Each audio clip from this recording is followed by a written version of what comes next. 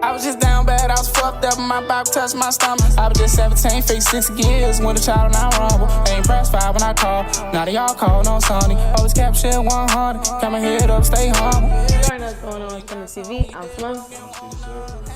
I'm Jada Black. And I'm going on. And we are the collective.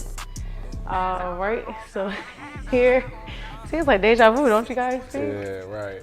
It's like, no, just jokes. But here we have ProBonno. And we're going to hear all about him, about the music he got coming out, about his life. We're about to answer some questions, see if he's ready to be in the hot seat. You guys ready? Call him Bono, that's all I'm going to tell you. No, bullshit. All right, well, let's start off. Are you from the DMV area? Hey, bro. First of all, I'm from DC. Oh. All right? So, like, people... Oh, I see you from DC. So yeah, I'm from DC. DMV. Right, it's that's DM. How you know. It's DM. Like, we ain't never, like... The V ain't never been... You can literally go on 395 and be in Virginia. Alright, but how many niggas you know go say, I'm about to go out Virginia to hang out? Everybody. Yeah, at the Alexandria to go get some food. Exactly. We ain't going to Virginia to be in the trenches. Exactly. Don't nobody in DC do that. It's DM or DC or Maryland, one or the other. Knowing DC niggas, they don't even claim Maryland. Facts. Nah, I claim some Maryland niggas. Some of them. They say, nah, that's a Maryland ass nigga. Nah. That's crazy. Nah, Maryland. You said the trenches of Virginia. I mean, ain't the trenches just the racists? Like, I'm confused. I'm saying like, I put it like this. Where I live at, it's like murder neighborhoods that's popping and we can go up there. Like, I'm from Simple City, you know what I'm saying? So we'll go up 1200, Marlow Heights, all that shit. And we got men up there that's, we ain't got no men out shit in Virginia. Like, ain't nothing popping there all the time. Or Alexandria. But they swear they cold out there. Yeah, cold. Yeah, okay. Okay. But okay, from the DC area. Yeah. How did we get here? How did we know rap was it? Man, like I said, man, when I was a kid, my brother rapped, my mother a poet. I used to always play around with my words, like time, rhyme, and all that shit. I used to say it in my words. Like, I used to really, like, speak in rhymes. And it was a passion for mine. I always used to hear beats in my head and shit, right? And, like, just always had, like, that feeling or, like, I knew it was for me when I did my first talent show when I was, like, 6 years old. I went on the stage. I was scared, but when I grabbed the mic and I started rapping, all that shit disappeared. And I was like, yeah, that's for me. I got it. You like the energy? Love the energy. Hell yeah. When did you do your first show? First as, what you mean as in like first official show? As Yeah, like first official show. Shit. Damn. I think, I can put it like this. I did my first show when I came home in like 2000 and like January 21 or some shit like that. So, yeah, that was when I first came home. But my first official show, I don't remember. You don't remember? I remember the show. I just don't remember the year and shit. Okay. I get that. Zay? So you're saying you remember the show exactly? Can you set the scene with this being your, like, would it be your first show? How was the feeling? You just coming home. I mean, you can give us the story. How does that even get set up? Oh, all right, bet. So, I was dealing with this dude. He rapped too. His name Numbers, and he was going around dealing with a bunch of producers and shit. And he was like, man, hey, bro, man, I might have this show. You try and come out? And I'm like, I'm not about to be doing no open mics and shit, bro, and rapping for 10 people and shit, bro. What the fuck I look like? He's like, man, bro, come out. I'm like, man, all right. So that joint was at the Red Lounge on U Street. That's crazy. Okay, shout out to the Red Lounge. That's crazy. It was at the Red Lounge. Wings, bro, y'all wings go crazy. Yeah, that joint was He at the loved Red films. Lounge. That joint was at the Red Lounge and shit. Got in there, did that joint. It was hype though. It was more people than, like I said, I expected 10 people to be there. That joint was packed though. No, Red Lounge do give a little hype, so Yeah, that's probably what I'm saying. That joint not. was packed.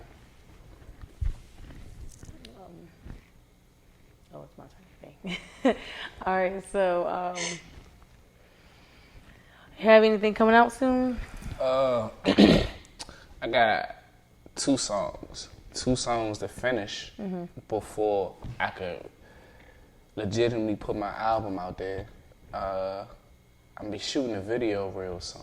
I'm shooting a video and dropping a single real soon. So like, I'm be shooting in about 2 weeks on the 17th.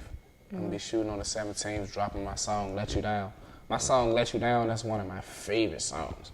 It's like a love song or Nah, like just a heartfelt song? It's a get hype jump, auto-tune, rhythms and shit. But that jump is just like, it's one of them songs that I could keep listening to and it's my jump. And I don't never get tired of it. And it's my song. It's a timeless record.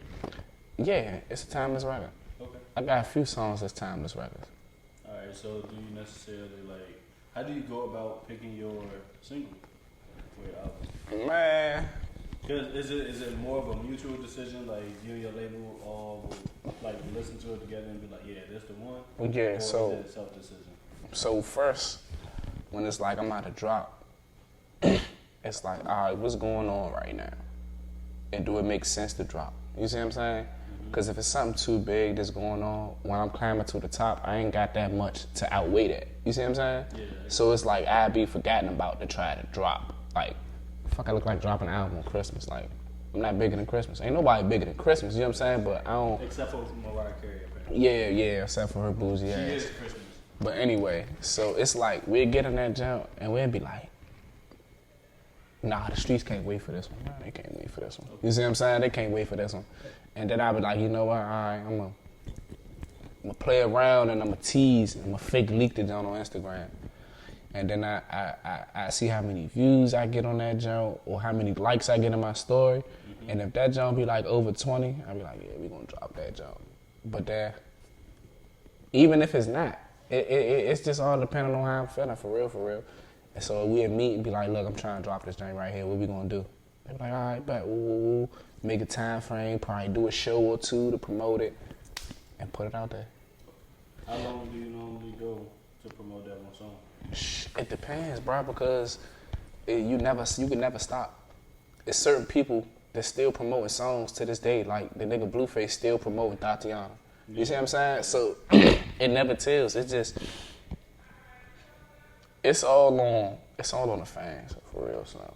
Cause I pay attention, like when people, if they posting their joint, listening to it and shit, and if they stop, and when they ask me, when one person be like, hey, what's up? We need something new. It's go time for me. It's like, oh shit, they wait, streets wait. You see what I'm saying? Yeah. That's how it be.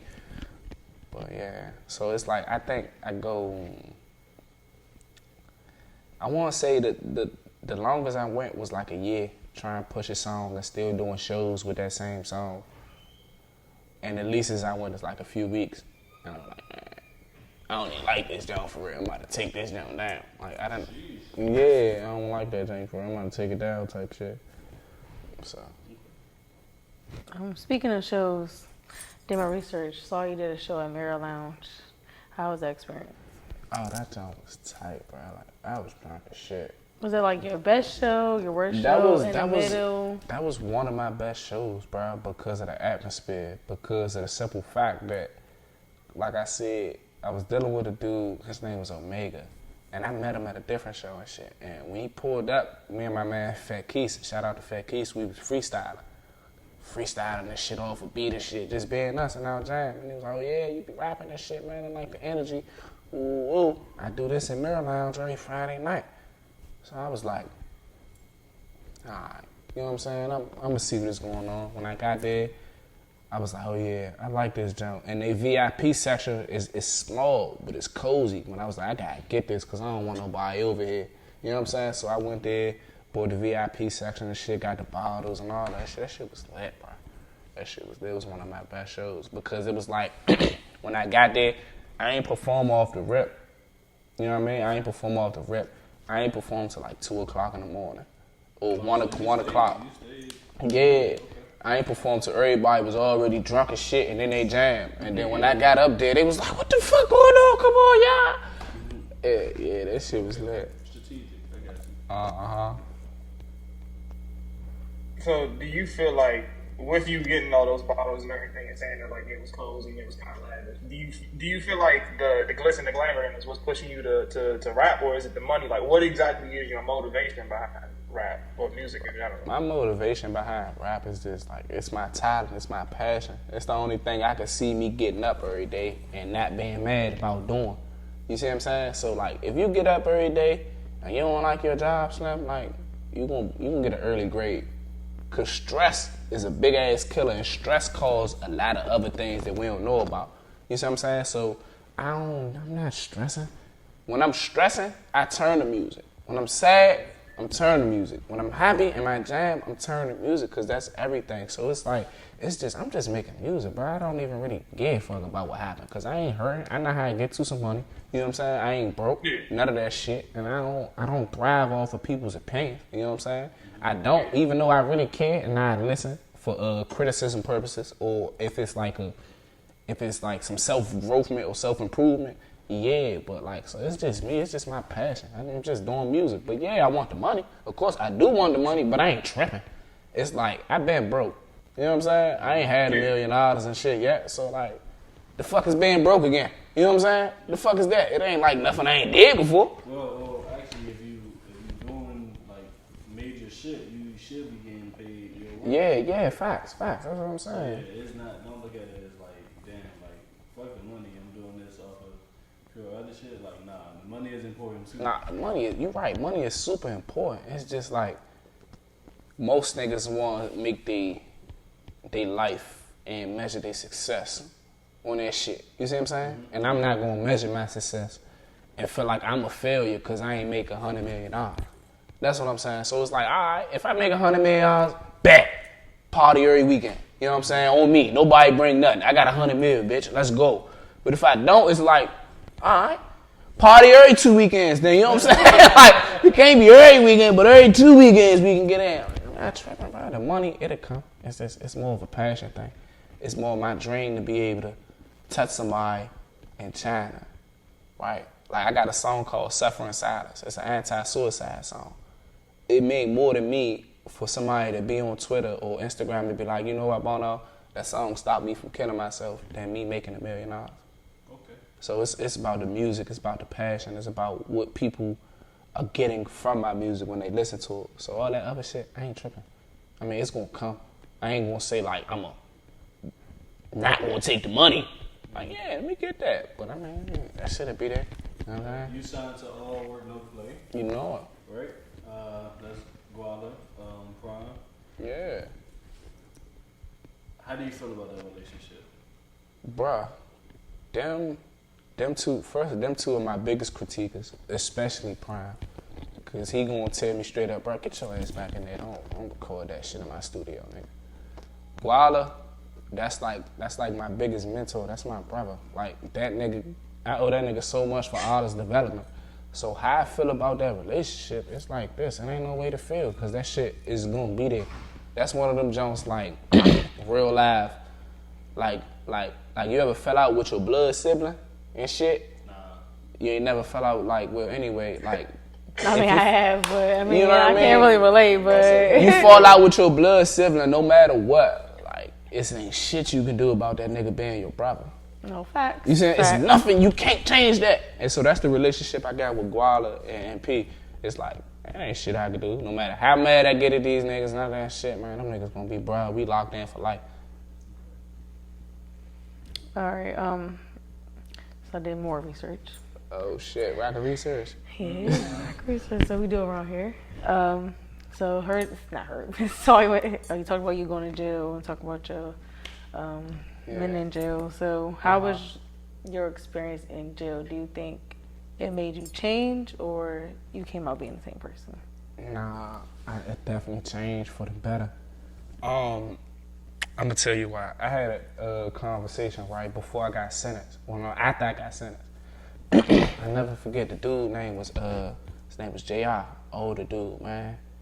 He pulled me to the side and he was like, shorty, where you going at, everybody is the same as you. They all on that shit. So he was saying how, like, you know what I'm saying? He was like, you curry like a man, this, that, and the third. But when you about to go at, everybody's gonna be you, and they gonna be 10 times vicious. You see what I'm saying? So you gotta adapt, learn fast, and grow up quick. I'm talking about, nigga, you gotta grow up tomorrow. By the end of this night, you gotta change. Cause when you go out there, being your age, you gonna get tricked, and you can get tricked out your life. You know what I'm saying? And hearing that shit, it's like, damn, everybody gonna be on it like I'm gonna be on it? Shit, that's alright. You know what I'm saying? On some young nigga shit, like, oh yeah, it's about to be turf.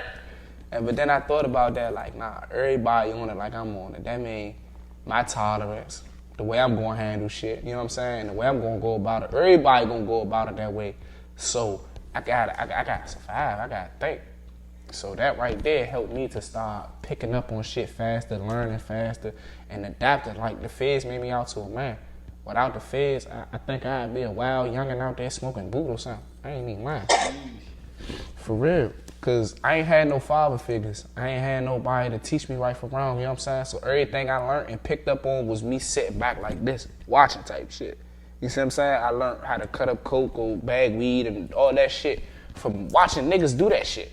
So being in prison and actually having motherfuckers that been through life, right? And they done been through life, and with them experiences really, when at the end of the day, when it was like, nah, shorty, don't do that like this. You need to be doing that like this, because when you know what I'm saying, I never had that. So being in prison around that collection of men and different personalities and different, yeah, it helped me a lot. It helped me a lot, son. Yeah. So as far as like you saying, oh, you know, it grew you up and it forced you to grow up quick. I mean, well, I guess you were in prison for it anyway, so that already kind of took away your like youth and not your, well, yeah, basically like that time period. Do you feel like you missed out? Like, do you really, like, it was 8 years? You feel like you like missed out on like really being able to be a child, or like get your last moments of being a child and everything? Man, I wasn't. I mean, I was 17, but I wasn't no child. You know what I'm saying? I hope you can understand that. Like, I see what you mean. I was hustling. I was selling drugs. I was hustling. I was doing all that, paying bills. I was doing all that shit. So it's like adolescence been gone. Like my adolescence been gone once. I ain't gonna lie. Like I think I stopped feeling like a child in like 2009 or something. And I was playing football and shit. I was just starting high school, going to high school playing football and shit. And we left one day after school and we got shot at. You know what I'm saying? That shit was grazing. And after that experience right there, it was like, man, fuck all that, nigga. You out here playing football, that goofy shit. Niggas is out here trying to kill you. Y'all might get evicted. Was it your beef? Or? Yeah, it was a neighborhood beef, so, you know, same difference. So I'm from Central City, and when in 2009, we was going to school in Fletcher Johnson, right? So that's like across the street from our neighborhood. But the niggas we in tool with across the street from our neighborhood too. Mm-hmm. You know what I'm saying? Because at that time we was beefing with our own neighborhood, and we beefing with some dudes that live up the street. Oh, so I'm saying, so like coming out after that, they knew it was them young. You know what I'm saying? They knew it was us. So it really wasn't no avoiding that. You see what I'm saying? So that shit woke a nigga up. Like, man, I almost got cracked out here, man. I need to stop playing. What you go to jail for if you don't want I got armed robbery. I was saying, yeah, the case closed. I went to trial. All right, how much time did you get? I got sentenced to 10 years, but I served 8.5. Okay. You beat it? Did I beat it? I'm asking them. Do you beat it? What y'all think? No. You think? No. What? You ain't beat it? No, if you served it, then nah, you ain't beat it. I mean, he has a point. You right. You could serve it, right? But the time they give you, you can technically beat it. If I kill somebody and I know I killed somebody, yeah, and they give me 3 to 5, that's a win. That's a win. That's a win. Fact. So Well, speaking of dying, did anybody die in the situation? Nah. You almost dead though, but nah, ain't nobody die. And did you really beat it then? Man. Did you understand? Who cracked? Who cracked? My co-defendant, Mike told. Damn.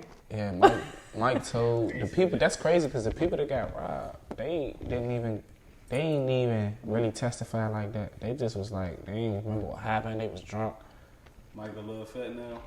Man, Shut. Mike Right. was eating good in there. that nigga Mike, nah, man, I don't know what's And up with that, PC. man. That nigga probably ain't even go to jail. That nigga probably didn't go. Fuck that, eat good. That nigga probably, man. He said, who got caught? Y'all got caught. Y'all niggas got caught. Fuck. Caught where, nigga? That nigga. Yeah, man. Dang. I got all my thoughts now. It's like, yeah. I mean, where we could still focus on all work, no play. that's true. Matter of fact, Bono. Where did the name Bono come from? How you get that name? Oh, bruh. It's like, so, like I said, bruh, my man back in the day, he used to say I act all super important and shit. Like, I'm a bougie nigga and shit, right? Like, you act like you a super bougie rock star or something, nigga. I'm gonna start calling you Sonny Bono. I was like, yeah, that shit got a new nice ring to it. So, as a matter of fact, go ahead, copyright that. You know what I'm saying? So that. Oh, you guys cut him a check. Yeah, that and motherfucking, I was like, damn, well, let me get a meaning behind that shit for real. So I was like, dang, no meaning. Let me make an acronym. So that jump was, the acronym was Brothers Only Never Know Outsiders. You know what I'm saying? Or Blood Only Never Know Outsiders.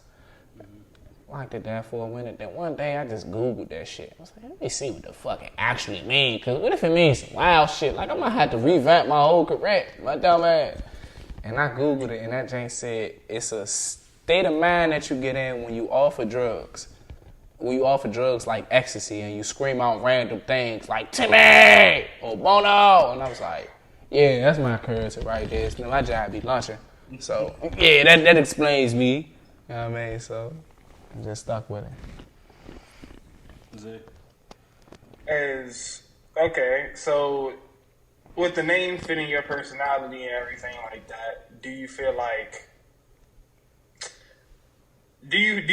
that's gonna always fit? Do you feel like that's always gonna fit your lane with your music and everything? Facts. I mean, I believe so. Yeah, I mean, I don't look forward to pulling no Diddy. You know what I'm saying? Changing my name 1,000 times and shit. Like, I ain't about to do that, but I think it is always gonna fit because, like I said, I'm versatile. I'm versatile with my music. I got love songs. I got songs that make you cry. I got songs probably make you want to go slide. I got songs probably make you want to get high. I got songs that you want to get high too. So and I'ma always be me. You know what I mean? I've been this way all my life. I don't know how to be nobody else. You know what I'm saying? I don't know how to fake who I am. I don't know how to do that. So it's like, yeah, I think it's always going to fit. Let me think. I was gonna say, I'm gonna go back to your jail situation. I feel like we need something juicy over here. Uh-oh. All right. So you said it was one co-defendant snitch. Go ahead. Go for one co-defendant snitch. You got 8. So it was 2 of y'all or 3 of y'all? It was 3 of us. So what happened to the other one? He's still there. Damn. He had a multitude of cases. Oh, it was just piling up and it was Yeah, like, he had a multitude you're of going cases. to jail. Right. So he had other cases outside of the case that we was arrested for. You know what I mean? Mm-hmm. So is this the friend that you were speaking about, like on your Instagram about his book and stuff, or is this a different person? Oh, this a different person. The one I speak about on my Instagram, that's my friend Kojak. That's my man. We call it a professor. He got like 40. He's still in fighting, wrongfully convicted. But the one I'm referencing to is my co-defendant. It's Tommy. So anytime you like, man, you hear me saying free Tommy, I'm talking about him. Or if I'm saying like, I'm calling your phone to tell you I miss you, I'm talking about bruh. You know what I mean? So yeah, free Tommy. Okay. So so the Kojak person. Yeah. So you saying he's wrongly convicted. He was So wrongfully convicted. stand 10 toes behind, he's wrongly He was convicted. wrongfully convicted. Shut the fuck up. It's for being convicted. All right. Well, our producer's You telling me. know, of what? Like, of what? Oh, okay. Never mind. Okay, I'm gonna ask, of what? Like, what was he wrongfully convicted of? Allegedly, he did what? Like, Allegedly, Slim. Allegedly, it's a lot of shit. We saying allegedly? Okay. Allegedly, Kojak was supposed to did a lot of stuff, man. That, like, I ain't even got time to say it. You know what I'm saying? Basically, the state said he's a menace to society. Allegedly, they trying to say my man was a menace. Allegedly. He ain't no menace, man. He a reformed person. He, like I said, he spending his time. Well, how long if he's doing 40? How long was he in there for? Jack been at like 13 or 14, some shit like that. Hold on, Jack. Yeah. Hold on, Jack. Jack been at a Your minute. time Free coming Jack. in. That's my man. This dude right here is he a vibrant person, Slim. He like me. Like, it's hard. It'd be so hard not to like this dude. And he got a distinctive diddy bop. He walk like he holding a boom box. That's my man. But nah, Slim, he in there. He ain't wasting his time and shit. He wrote a book called The Prestigious Poker Bible, which is like a different aspect of how to play poker. You know what I mean? That's some jail nigga shit. Nah, but listen, right? It is, but at the same time, Slim, like, poker is like the biggest card game in the world. Yeah. And you can make so much money on that shit. Like, I done seen this nigga, like, really, we'd be at work, and he'd be like, Sonny, man, I'm gone, I'm about to go play poker. And this nigga might come back with like $500. In jail money, though.